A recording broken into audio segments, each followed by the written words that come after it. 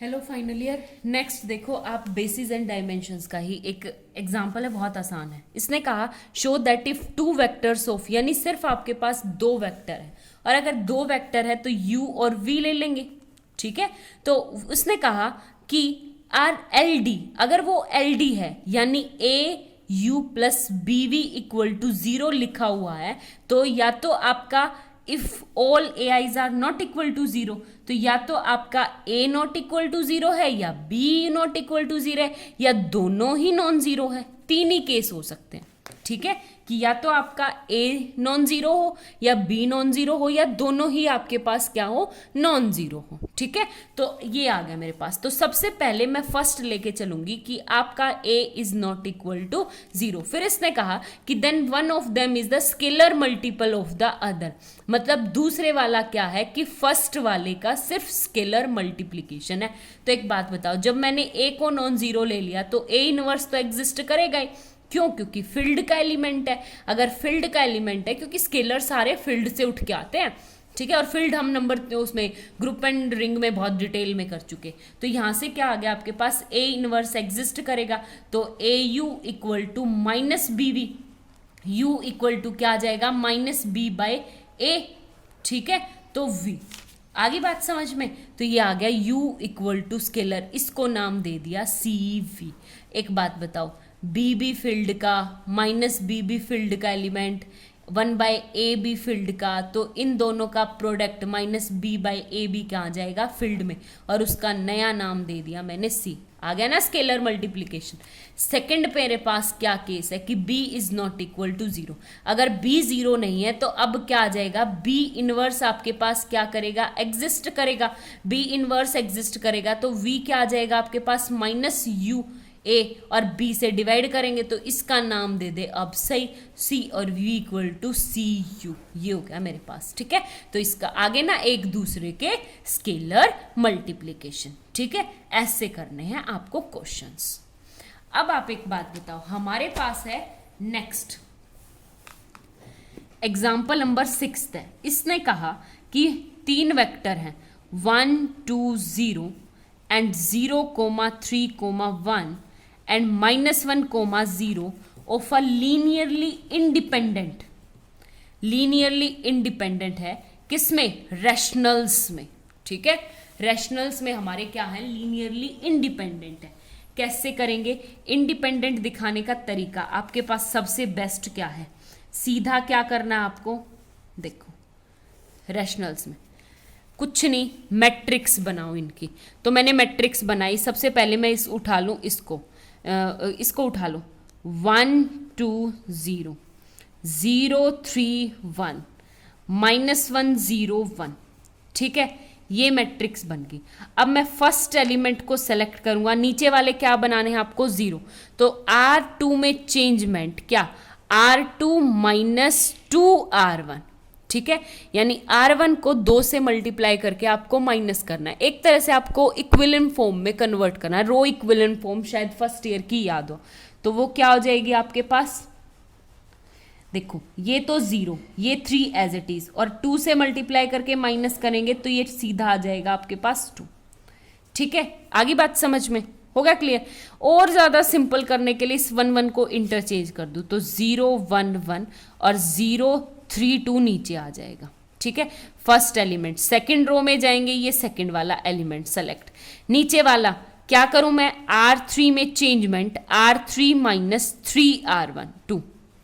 ठीक है, तो अब ये नीचे वाला 0 और 2 में से 3 गए, यानी कितना आ गया आपके पास, -1।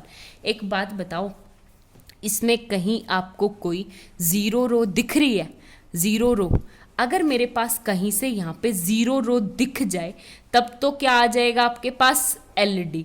अगर मेरे पास कोई भी नॉन जीरो रो है, ये निकालने का एक शॉर्टकट तरीका है। शॉर्टकट तरीका क्या, या आप इसको इस तरह भी लिख सकते हो, 0 0 कर दिया तो देखो A3 equal to 0, A2 equal to 0 and A1 भी क्या आ जाएगा यहाँ से 0। तीनों स्केलर्स क्या आ गया आपके पास, 0। यानी ये तीनों वेक्टर्स क्या हैं आपके पास, लीनियरली इंडिपेंडेंट है। और अगर आपके पास कहीं यहाँ पे नीचे 0 बन जाता है तो वो क्या हो जाएगा, लीनियरली डिपेंडेंट। ठीक है, ये चीज़ ध्यान रखना।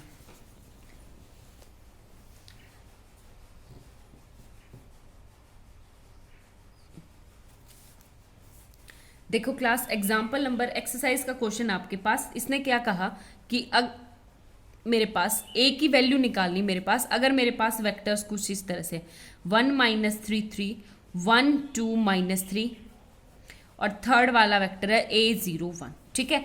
RLD, ये स्पेशली मुझे क्या दे रखे, LD। अगर आपके LD दे रखे हैं और हमें निकालना है, क्या निकालना है आप लोगों का, A की वैल्यू निकालनी है, तो ये क्वेश्चन आपके एंट्रेंस में बहुत बार आते हैं। तो कैसे करें, सिंपल, पहले तो इनकी मैट्रिक्स बनाओ, सबसे बेस्ट तरीका है करने का। -1 2 0 3 -3 1, ठीक है।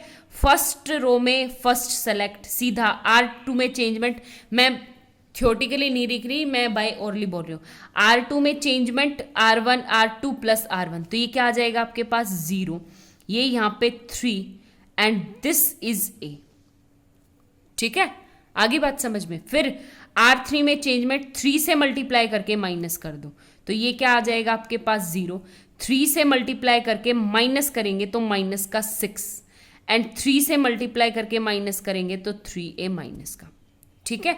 आगे बात समझ में। अब यहाँ पे सेकेंड रो में जाएंगे, इसको सेलेक्ट करेंगे और नीचे वाला मुझे 0 बनाना है, तो यहाँ पे माइनस का 6, ये 3, तो R3 में चेंजमेंट क्या, R3 प्लस 2R2, 3 दूनी 6 हो जाएगा ना, तो ये नीचे वाला 0 और ये क्या आ जाएगा 1 -3A एंड प्लस का 2A, तो ये क्या आ गया 1 -A, ठीक है। पहली बात तो ये।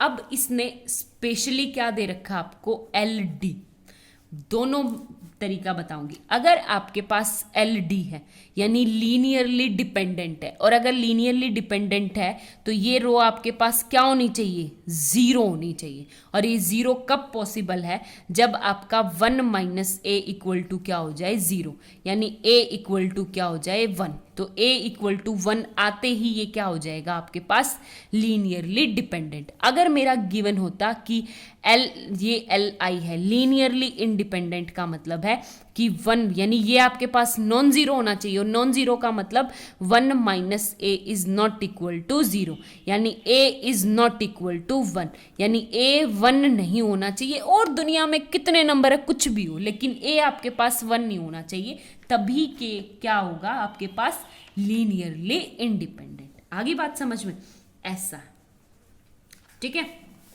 ये है आपके पास। नेक्स्ट क्वेश्चन देखो आप, एक्सरसाइज के ही क्वेश्चन नंबर है 11। इसने कहा कि अब आपके पास ये है लीनियरली इंडिपेंडेंट या डिपेंडेंट दिखानी है और मुझे पोलिनोमियल्स दिखानी है, पोलिनोमियल लेस देन। क्वेश्चन अपने हिसाब से देख लेना। मैं एक क्वेश्चन लेती हूँ, 1 + x comma x + x² comma x² + x³ comma x³ + x4 comma x⁴ -1, ठीक है। इसको मुझे क्या दिखाना, LI दिखाना है, ठीक है। LI है या LD, आपको कुछ भी निकालना हो तो कैसे, कुछ नहीं, सीधा मैट्रिक्स बनाओ। बना ली। सबसे पहले मैप करूंगी x4 -1, तो ये x4 x³ x² x and 1 यानी कांस्टेंट, तो मैं लिखूंगी x4 यानी 1, ये पीछे वाला लास्ट वाला लिखा है मैंने, 1 0 0 -1, ठीक है। फिर आप x3 x4 है आपके पास, तो 1 1 देन 0 0 0, फिर ये वाली टर्म 0 1 1 0 0, ठीक है। फिर x + x1 यानी 0 0 0 1 1 0, ठीक है। फिर 1 + x यानी 1 1 0 0 0, ठीक है। ये मैट्रिक्स आ गई। अब मुझे देखना है कि ये LI है या LD। LI का मतलब है कि इसका कोई भी मुझे नॉन जीरो रो नहीं मिलनी चाहिए। LI का मतलब है कि ये सारी जीरो में क्या होनी चाहिए, पिवोट होना चाहिए। रो इक्विलिब्रियम, अब फर्स्ट ईयर का काम कर रहे हैं बहुत आसान से, ठीक है। और LD का मतलब है कि अगर कहीं मुझे नीचे 0 बन गई ना कोई मेरी रो, तो ये क्या हो जाएंगे आपके पास LD हो जाएंगे। तो आपको वही काम, फर्स्ट रो सेलेक्ट करो, यहाँ पे 1, नीचे वाले 0, तो सीधा माइनस करो, तो ये 0 हो जाएगा 1, और ये माइनस करोगे तो यहाँ पे प्लस का 1, ठीक है। फिर सेकेंड रो में जाओ, सेकेंड एलिमेंट करो नीचे वाले, तो ये 0 और ये क्या आ जाएगा आपकी बार माइनस का 1, ठीक है। आगे बात समझ में। फिर थर्ड रो में जाओ, इसको सेलेक्ट करो, फिर नीचे वाले 0 यानी 0, ये 1 और ये प्लस का क्या आ जाएगा आपके पास 1। ठीक है, आगे बात समझ में। तो अब ये क्या हो जाएगा मेरे पास, यहां पे मैं माइनस करूंगी इस रो में, तो इसको सेलेक्ट किया तो नीचे 0 0। एक बात बताओ, ये रो क्या हो गया आपके पास 0 रो होगी, और 0 रो का मतलब LD। ठीक है, ये नीचे वाली रो क्या होगी मेरे पास 0 यानी LD। आगे बात समझ में करना आया। एक इसी के ऊपर बेस्ड मैं दूसरा एग्जाम्पल लेती हूं आप लोगों का। फॉर एग्जाम्पल मेरे पास है x की पावर, ये है मेरे पास x³ minus x plus 1 comma x³ plus 2x plus 1 and x plus 1। ठीक है, तो इसको देखते हैं कैसे करेंगे। ये क्या है 1 माइनस 1 1, एक्स स्क्वायर तो है ही नहीं, एक्स स्क्वायर मैंने स्किप ही कर दिया, x³ यानी फिर से 1 2 एंड 1 और x प्लस 1 यानी 0 1 प्लस 1। ठीक है, आगे बात समझ में। तो वही फर्स्ट रो में जाओ, फर्स्ट एलिमेंट नीचे माइनस करोगे तो माइनस ये आ जाएगा 3 और ये हो गया 0। सेकेंड रो में जाओगे, आप इसको सेलेक्ट करोगे तो यानी 3 से डिवाइड करके माइनस कर दो तो ये 0 ये 1। थर्ड रो में जाओगे तो ये एज इट इज। एक बात था, कोई रो आपको 0 0 दिख रही है? नहीं दिख रही, तो इसका मतलब ये क्या आगे LI। ठीक है, तो मैट्रिक्स फॉर्म से करने में सबसे ज़्यादा आसानी है। क्वेश्चंस ट्राई करना, अगर कोई डाउट है तो प्लीज़ पूछना। Thank you.